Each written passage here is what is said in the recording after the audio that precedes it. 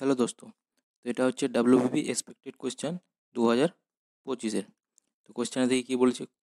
100 metre এবং 500 metre লম্বা দুটি ট্রেন যথাক্রমে 100 কিলোমিটার/ঘন্টা এবং 110 কিলোমিটার/ঘন্টা বেগে একই দিকে ছুটছে। পিছন থেকে আসা দ্রুতগামী ট্রেনটি অন্য ট্রেনটিকে সম্পূর্ণরূপে অতিক্রম করতে কত সময় মিনিট নেবে? তো এখানে আমরা জানি স্পিড ইজগুলো ডিস্টেন্স বাই টাইম, আর টাইম হচ্ছে ডিস্টেন্স বাই স্পিড। তো ডিস্টেন্স কত আছে? ডিস্টেন্স হচ্ছে দুটো ট্রেনের যোগফল। দুটো ট্রেনের যোগফল হচ্ছে 100 + 500 ইজকাল টু 600।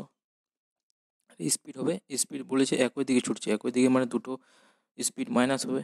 110 - 100 is equal two 10। তো এটা কিলোমিটার/ঘন্টা আছে, আর এটা আছে মিটারে। তো এটাকে আমরা মিটার/সেকেন্ড নিয়ে আসবো, তো 5/18 দিয়ে গুণ করবো। তো এখানে আমরা পুট করি ডিস্টেন্স বাই স্পিড। ডিস্টেন্সটা আছে 600, স্পিড আছে 10। এখানে 5/18, 5, 18টা উপরে চলে যাবে। তো এখানে 10 দিয়ে 0, 5 দিয়ে 12, 12 × 18। এটা আসবে আমাদের সেকেন্ডে। তো অ্যান্সার যদি মিনিটে বার করতে হয় তো 60 দিয়ে ভাগ করতে হবে। সব মিনিট আছে এগুলো, তো 60 দিয়ে ভাগ করি। এখানে 5, তো 18/5 মিনিট।